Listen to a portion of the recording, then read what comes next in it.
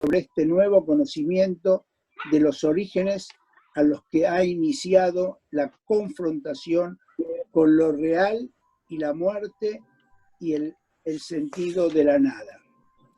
Podemos tomar esto como una metáfora que nos acompaña en toda situación de desastres y agregar la sensación inmanente de los descalabros y falta de futuro. Yossi Paz cuenta que Atenas Antiguas casi desapareció después de una terrible peste negra en la que murieron 200 millones de personas. Pero luego en Europa comenzó el Renacimiento. Hay otras situaciones como las guerras, que después de la Primera Guerra Mundial en España, la gripe española da muerte a 50 millones de personas. El SIDA, del cual somos contemporáneos, dio muerte a 25 y 35 millones de personas. Estas contradicciones pueden traer el pensamiento si estamos ante un final o estamos ante un principio de una nueva situación. Una pregunta que parece banal es si estamos ante un desastre o una catástrofe. El que tiene un perro que apaga el audífono. La diferencia, ¿puede apagar el micrófono del perro? Hay que matarlo al perro, si no hay que apagar el micrófono. Nada, Sancho, vamos avanzando. Ya.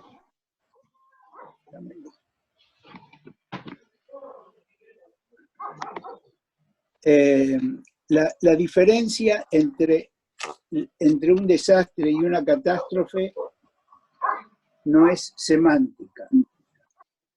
Una catástrofe remite a que todo se ha quemado, todo se ha destruido, mientras que el desastre proviene del concepto de que ha habido un fenómeno que salió de sus astros normales, o sea, se desastró. Por lo tanto, hoy nos referimos a lo que estamos viviendo como una manifestación característica de los desastres. Respecto a la coronavirus, hasta ahora, en una población mundial de 7 billones de personas aproximadamente, han muerto por el coronavirus 128.011. Esto para que tengamos en cuenta que es el inicio de un proceso que se transformó en pandemia y que comenzó el 30 de diciembre del 2019, con el caso del médico Lee, y por ahora recién se ha expandido en 3 meses y medio. Pero el 11 de marzo se declaró por la Organización Mundial de la Salud una pandemia, lo que significa que estamos en una situación global solamente 1 mes y 4 días. Declaró el director de la Organización Mundial de la Salud que desde diciembre hasta marzo no se declaró pandemia, no por las consecuencias somáticas que podría traer, sino por el impacto psíquico, socioeconómico que esto conlleva. Demuestra es que estamos ante una situación multifactorial, debemos tener en cuenta todos sus componentes. Digo esto para que tomemos proporción de los tiempos y las especificidades de la situación que estamos viviendo. Esto nos lleva a enfrentarnos con las reflexiones existenciales de Kroc, como así también con la mirada optimista de Yossi Paz, entre otros. Pero hoy que estamos transitando esta situación, nos interesa saber qué es lo que está ocurriendo y cómo lo estamos viviendo y podemos enfrentarlo nosotros. Esto es a lo que me dedicaré en esta exposición. Si bien no voy a entrar ni en el dinamismo del virus, ni en el modo de protegerse de él y sus impactos somáticos nocivos, temática que los medios de comunicación nos invaden de información. Trataré solo de analizar sucintamente las características de esta información transmitida. El Papa Francisco ha dicho que estamos todos en la misma tormenta. Yo agregaría que si bien estamos ante la misma tormenta, nos encontramos en barcos diferentes, que debemos timonearlos de manera diferente, tanto desde lo personal, lo familiar, lo social, lo económico y lo político. No es necesario que les recuerde que estamos en el 2020, en un mundo hiperconectado, por un lado, e inmerso en una crisis de migraciones masivas, conflictos étnicos y luchas económicas considerables, entre las cuales la Argentina no está exenta. El mensaje popular de los medios es que estamos ante una guerra. Pienso que esto tiene muchas diferencias a las guerras que por lo menos yo conozco o las que yo estuve. Y veamos las diferencias.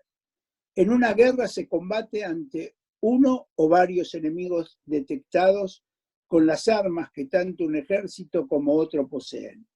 En nuestro caso, el enemigo, para que quede claro, no es como dicen en la televisión que es el virus. El virus es el arma que nos puede matar. El enemigo, paradójicamente, es nuestro semejante, nuestro familiar, que puede o no portar ese arma mortífera dentro de sí mismo y el daño no lo puede hacer él.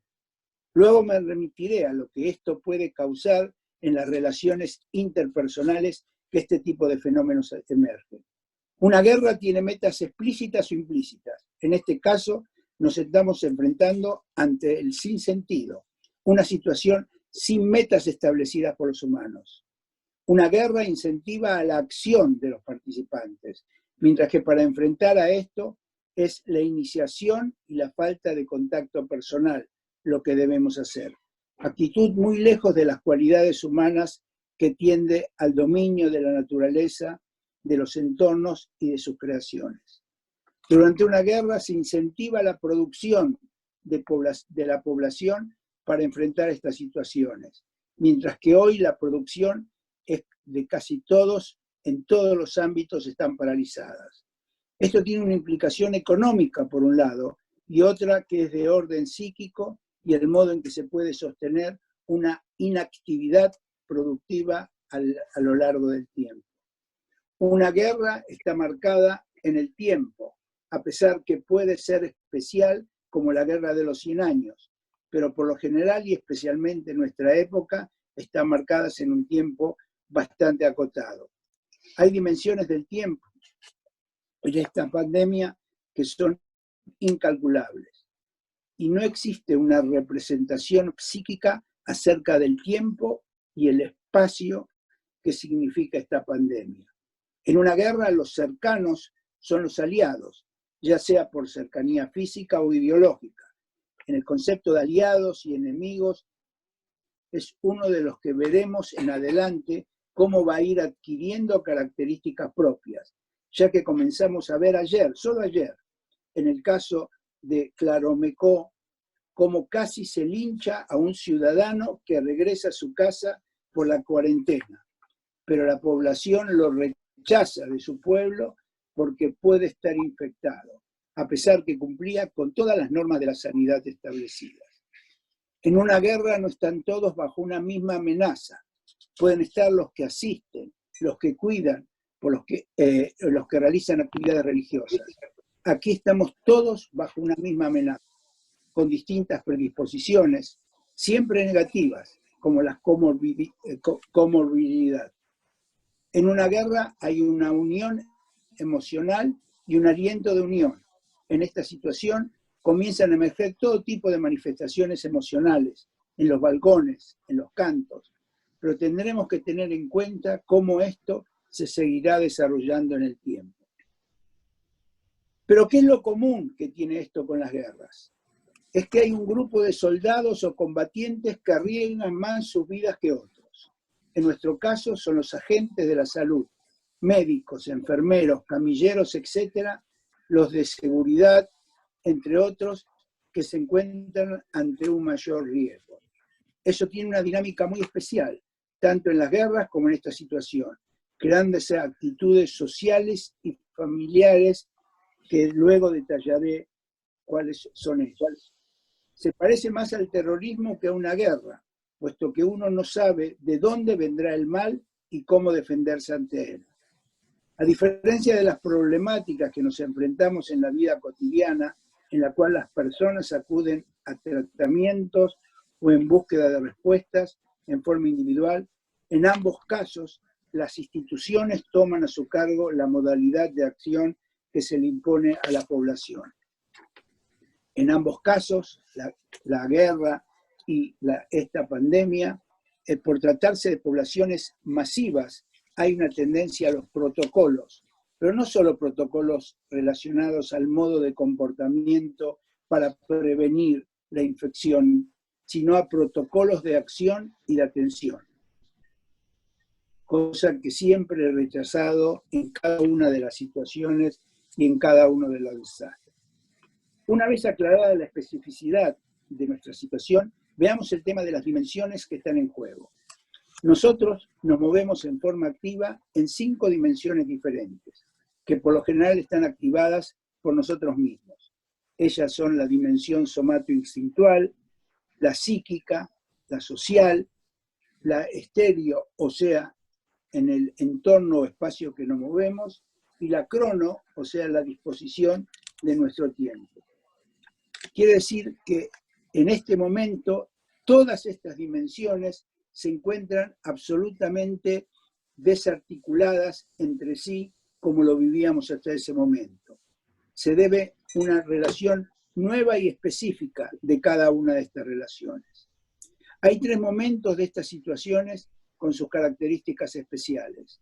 La inmediata, en la que hoy recién estamos en sus inicios y todavía no hemos llegado ni a los primeros meses de ella, y no es el hecho que van a levantar o no la cuarentena, sino por el modo que esta etapa influirá en cada una de las dimensiones mencionadas antes, y como cada una impactará sobre la otra. El otro momento es el mediato. Esta dimensión es una de las más peligrosas, puesto que la tendencia es de negarla, y es allí donde comienzan en forma muy estrepitosa las crisis psíquicas, socioeconómicas y políticas. Observar los programas de televisión dedicados a las diferencias políticas ya en los principios de esta etapa inmediata se comienzan a dilucidar esos enfrentamientos y esas luchas de poderes. Y luego viene la crónica o la prolongada. La etapa crónica tiene sus propias características en base al tipo de desastres sobre el cual se está hablando. Nosotros debemos distinguir algo que para mí me llamó mucho la atención cuando estuve ante el desastre de la AMIA. Hacía pocos meses que había llegado a la Argentina y yo veía cómo los psicólogos repartían o proponían a las personas damnificadas tratamientos psicológicos a los 2 o 3 días que había ocurrido el evento. Y fue ahí donde escribí acerca de la importancia de la diferenciación entre asistencia y tratamiento. Una cosa es asistir a las personas que necesitan de nuestro apoyo y nuestra ayuda, y otra cosa es tratar problemas psíquicos que todavía no se han desplegado, pero ya hemos determinado que así es como hay que hacerlo. Hay que saber distinguir en qué lugar nos paramos cada uno de nosotros y cómo se da esa asistencia y quiénes la dan. Lo mismo que tenemos que tomar en cuenta son las modalidades de intervención. Nosotros estamos acostumbrados en el área de la salud mental a la intervención por demanda. Se nos pide atención, se nos pide por el malestar la persona que la atendamos. En este tipo de situaciones la demanda no existe, sino que nosotros tenemos que por nuestra presencia generar esa necesidad de la persona de ser asistido. Cuando participé en la guerra la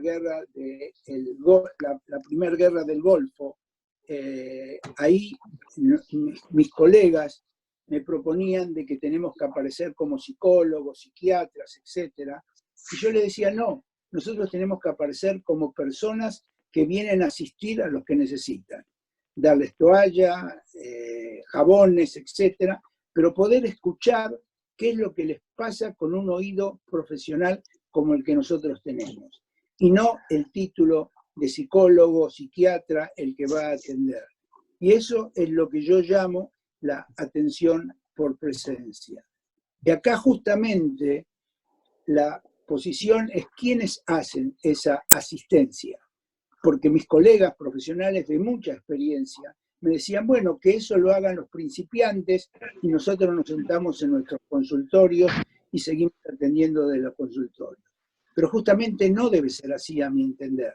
Aquellos que tenemos más experiencia son aquellos que tenemos que salir a la asistencia para poder tener la capacidad de escucha en el caso que las personas necesiten tratamiento. Y acá vienen algunos conceptos que están en ronda, como lo que es lo traumático, el estrés postraumático, lo disruptivo, etc. Estos son conceptos que por lo general los que ya me conocen o escucharon mis conferencias, son conceptos que muchas veces pienso que se los utiliza en forma no adecuada o en forma un poco no pulida, ¿sí? Si ustedes escuchan de vuelta en televisión, los profesionales nuestros hablan del estrés que la gente está pasando. Yo puedo hablar del estrés que estarán pasando los médicos cuando están atendiendo. Puedo hablar del estrés que están pasando aquellos que tienen que enfrentar situaciones cotidianas de horas, horas y horas. Pero no puedo hablar de que las personas, porque eso no lo detecté, ni en mis pacientes, ni en las personas que yo hablo, están sentadas en sus casas y están viviendo estrés. Estamos viviendo otra cosa, que nada tiene que ver con el estrés, a mi entender, ni desde ya con el estrés postraumático, que el estrés postraumático es el caballito de batalla que tienen las instituciones.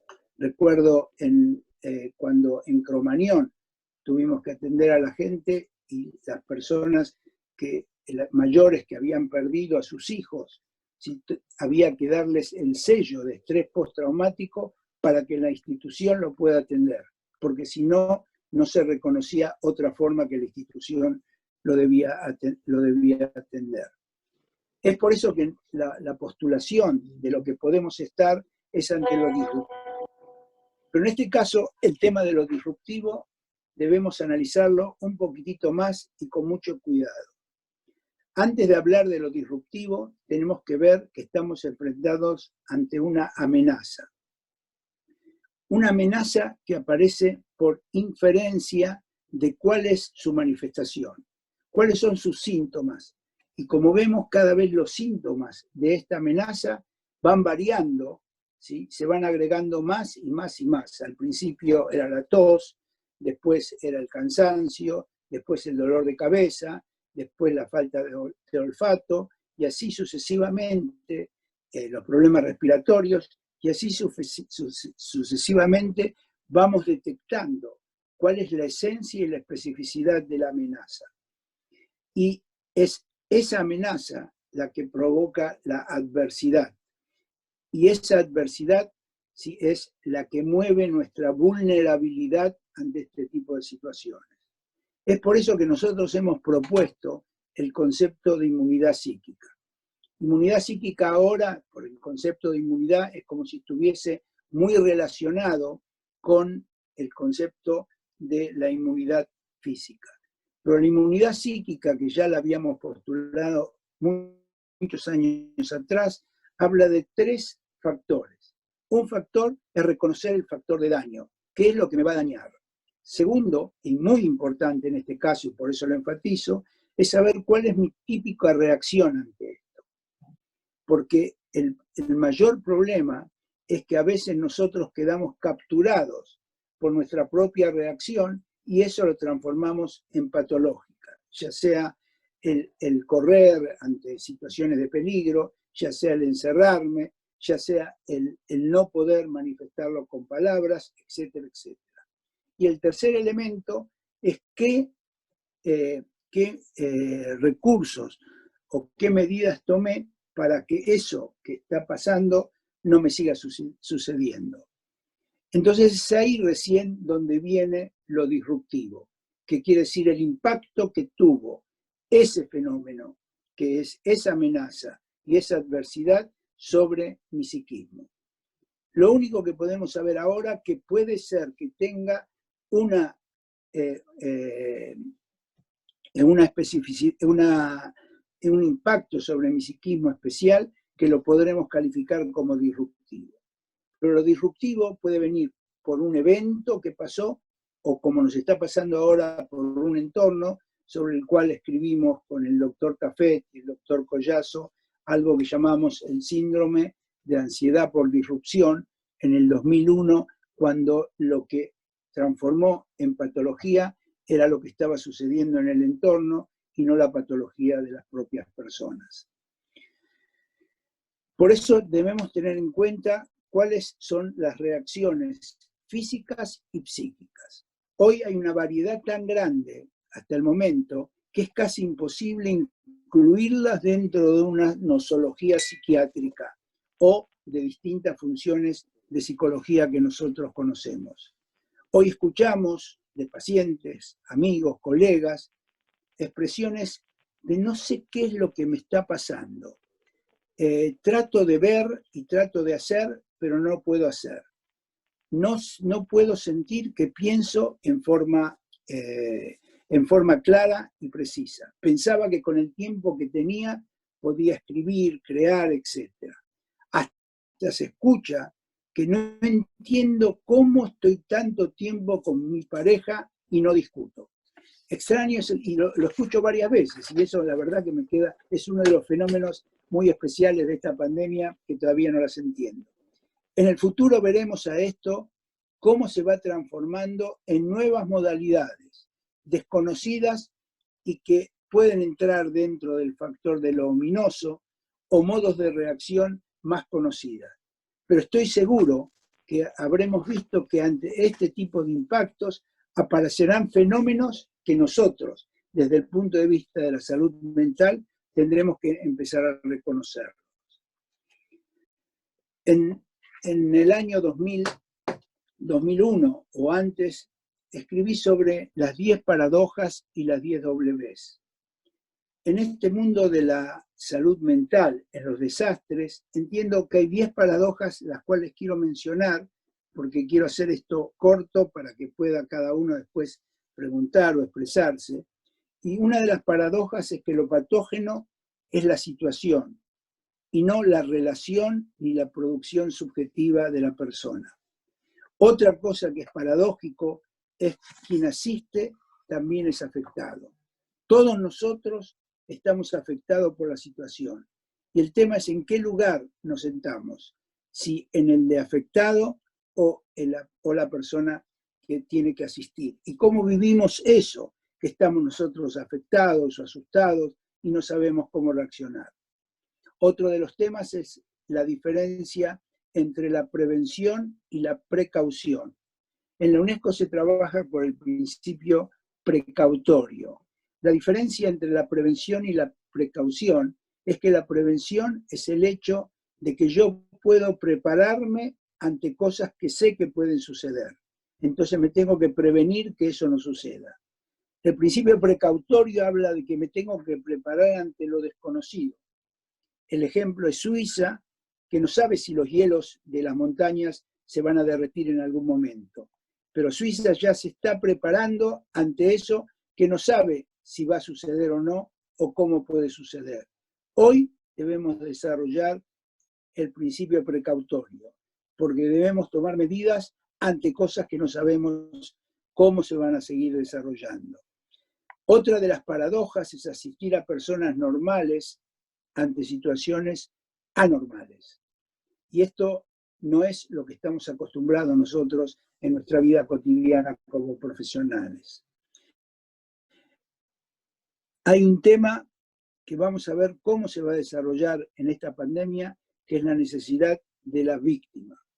En diferentes situaciones, la sociedad necesita victimizar a las personas para sostener el recuerdo social de lo sucedido. No sé de qué manera este proceso de victimización se va a dar. Hablé ya sobre otra de las paradojas del estrés postraumático como único diagnóstico reconocido por las instituciones. Después, otra de las paradojas es que la mayor cantidad de afectados son los de salud mental y no los afectados somáticamente. Pero siempre la relación es inversa con respecto a las personas que atienden. Otro de los temas es la solidaridad y la rivalidad. A veces, cuando ya les dé la gana, porque yo ya no estoy mirando tanto los noticiosos y esas cosas, se van a dar cuenta de cómo la solidaridad entre las personas poco a poco se va a ir transformando en diferentes rivalidades. Inclusive dentro de las mismas guerras, donde todo el ejército puede ir en forma conjunta, la rivalidad aparece y se en montos mucho más grandes de lo que se da en la vida cotidiana. Otro de las paradojas, que es la novena, es el voluntarismo y el profesionalismo. Debemos tener en cuenta que hay mucha gente que se voluntariza a hacer distintos trabajos, pero debemos estar precavidos que toda esta gente sea orientada por profesionales que tienen experiencia de esto. Y la 10ª paradoja es que no siempre lo que aparece en el momento como grave es lo que realmente es grave ante esas situaciones. Que debemos saber diferenciar que la manifestación del que se siente atacado o el que se siente que no puede soportar la situación no es aquella persona que siempre es la que está más damnificada. Y de acá vienen lo que yo postulé como las 10 Ws. Esta era en inglés y las Ws era cómo hay que trabajar, o sea que ante el pedido de los protocolos, la propuesta que yo hice en estas situaciones no son protocolos, sino son líneas de pensamiento que me ayudan a construir la modalidad que yo tengo que trabajar. Uno es el warning, que es la prevención o la precaución, tal cual dije. Otro es el why, el por qué hay que asistir. El tercero es who, que quiere decir qué hay que asistir. Y no vamos a ayudarlo sin poder detectar qué es lo que el otro necesita. El otro es who, que es quién debe asistir. Y eso tiene que quedar claro de que tenemos que ayudar, tenemos que hacer en forma indiscriminada, muchas veces puede ser perjudicial o nocivo. El otro es whom, a quién hay que asistir. Es el triage tan conocido en la medicina y acá debemos saber qué recursos, a quién hay que darle lo que necesita o lo que no necesita. El otro es whose, que es de quién es la responsabilidad de la asistencia. Y esto es importante, porque es diferente si yo trabajo para el gobierno, si trabajo para la municipalidad o si trabajo en forma individual por mis propios recursos. Y de ahí es de quién es la responsabilidad del sistema de la asistencia que yo voy a realizar. Y el otra, que es la novena de las Ws, son ways, que son las modalidades o formas de asistencia. Cada uno tiene una tendencia, una especificación, cada uno tiene una modalidad especial y me tiene que quedar en claro de qué manera yo realizo esa asistencia. Y no es solamente lo que se acostumbra a decir, hay que escucharlos y con eso es suficiente. Hay que escucharlos y con eso se inicia para poder ver qué acción debo tomar. Y la última de las Ws es wholeness, que es una visión integrativa de la situación, ya que esta es una situación que pertenece al orden de la complejidad y no se puede abordar desde una sola dimensión, que es la dimensión psíquica. Por lo general se me dice, doctor, todo lo que usted habla, los motivos, las relaciones, las Ws, todas esas cosas, es muy interesante, porque algunos entienden un poquito, otros no entienden nada y otros entienden a veces lo que quiero transmitir. Pero siempre lo que me interrogan es, ¿qué hacemos con todo eso? ¿Cómo nosotros llevamos a cabo nuestra propia intervención? Y acá, a diferencia de las paradojas y las Ws, hay un artículo que lo escribí hace, creo, 5 años, y que gracias a Lucila, que me está ayudando a limpiar un poco la computadora, encontré ese artículo que me parece que es importante, que son las 10 Cs de intervención, asistencia y tratamiento. Cs son ahora y no W porque lo escribí en castellano, y un primer concepto para poder asistir o tratar es el compromiso.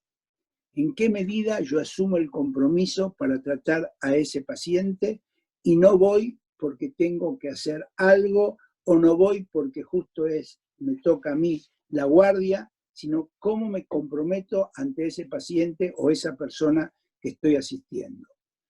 La segunda C es la constancia.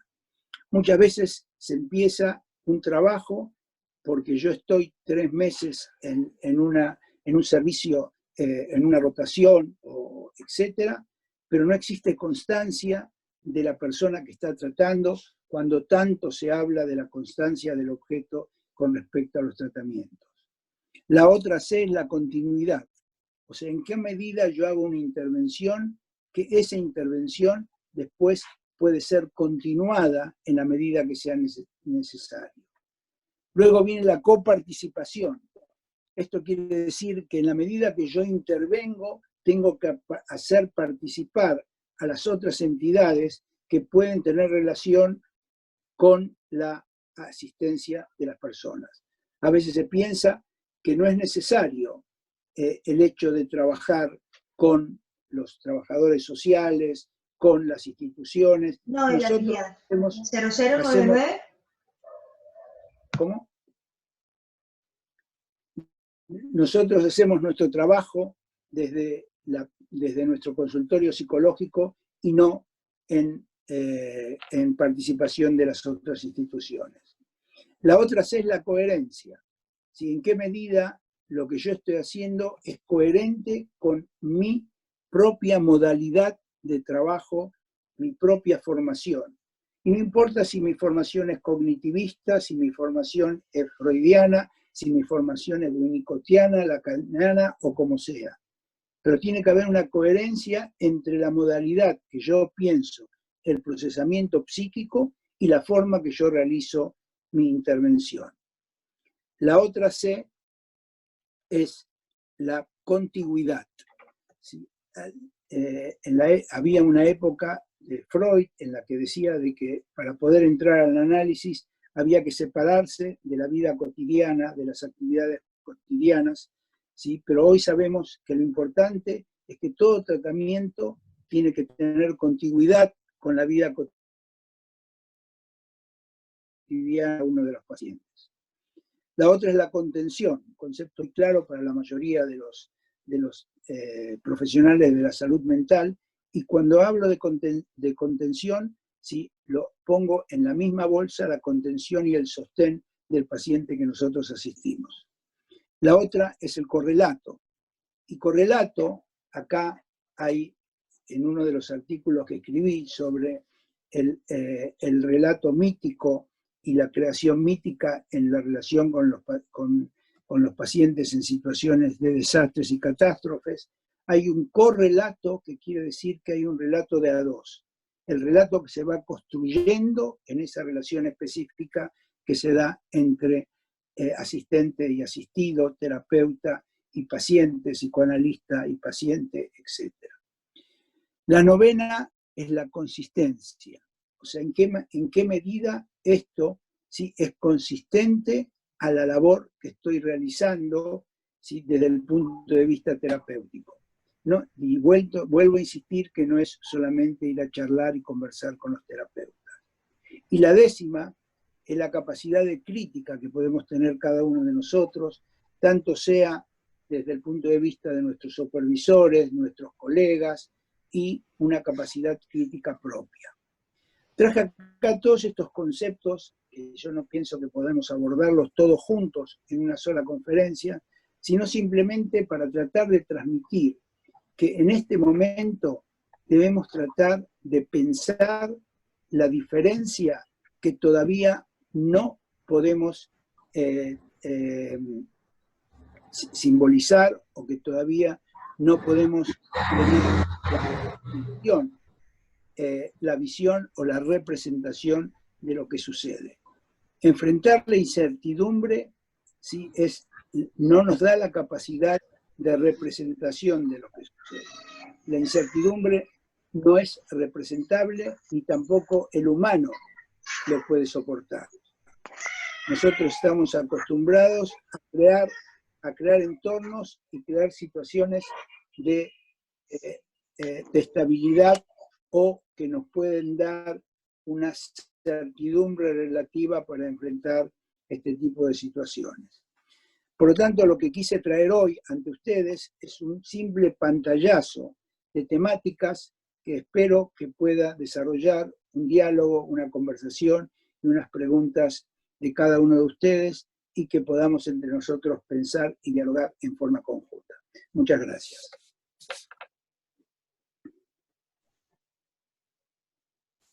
Bueno, muchas gracias, Moti. Excelente, como siempre. Y bueno, creo que ahora es momento por ahí de hacer algunos comentarios o preguntas. Hay una posibilidad que es abajo, donde dice reacciones, creo que se puede levantar la mano desde ahí, si uno quiere levantar y habilitar el micrófono, o simplemente habilitar el micrófono. Bueno, ahí lo veo a Enrique, pero no sé si, bueno, lo veo por la cámara, pero bueno, la idea sería que cada uno por ahí levante la mano y que podamos ver, o para que no se superpongan las preguntas. Cada 5 intervenciones más o menos, yo voy a tratar de responder o de relacionarme a ellas para hacerlo. Perdón, la manito está en participantes, no está en reacciones. No, en reacciones también está, pero en participantes, a ver. Bueno, no importa, levantó la mano y chau, ya está. Sí. Lo importante Dale, es que apretar el micrófono. No, es poder levantar la manito y hacer así en la cámara y que lo podamos ver.